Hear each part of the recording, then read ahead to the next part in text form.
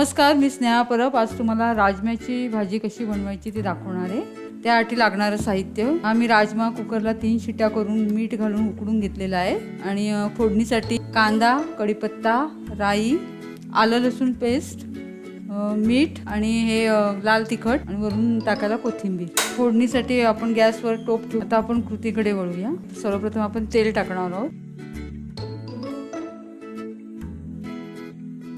मोठे 2 चमचे तेल टाकले। त्यानंतर आपण त्यात राई टाकणार आहोत। राई तडतडल्यानंतर आपण कढीपत्ता टाकणार आहोत। आपण कांदा टाकणार आहोत यावर।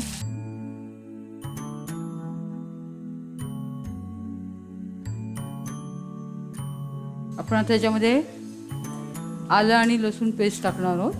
हे सर्व चांगलं भाजल्यानंतर आपण याच्यामध्ये मसाला टाकणार आहोत।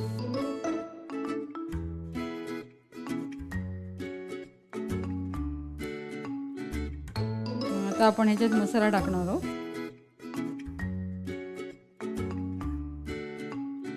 चांगलं भाजल्यानंतर आपण हे राजमा आहे शिजवून घेतलेला मीठ टाकून तो घालणार आहोत। आपण यात मी मीठ आधीच घातलेलं आहे, शिजलेलं आहे चांगलं। 3 शिट्या करून घेतल्यात मी याच्या।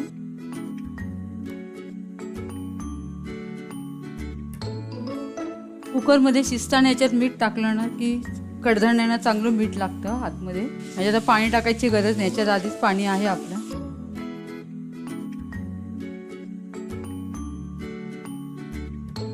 याला उकळी आल्यानंतर आपण याच्यामध्ये हे वाटण घालणार आहोत। मालवणी छोटे 4 चमचे मी एक वाटण टाकलंय। हे मालवणी वाटप, याची लिंक मी डिस्क्रिप्शन मध्ये शेअर केलेली आहे, ती तुम्ही बघून घ्या। हे आता आपल्या दाटसर आपल्याला होईपर्यंत उकळवायचं आहे। ते राजमा शिजलेला असल्यामुळे जास्त वेळ लागत नाही त्याला करायला।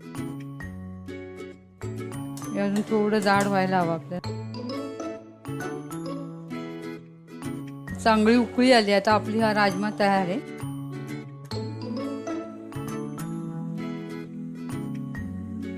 थोड्या वेळाने आणखी घट्ट होणार हा थंड झाल्यावर। आपण आता ह्याच्यावर कोथिंबीर टाकूया। अशा प्रकारे आपला हा राजमा तयार आहे। आता मी गॅस बंद करते।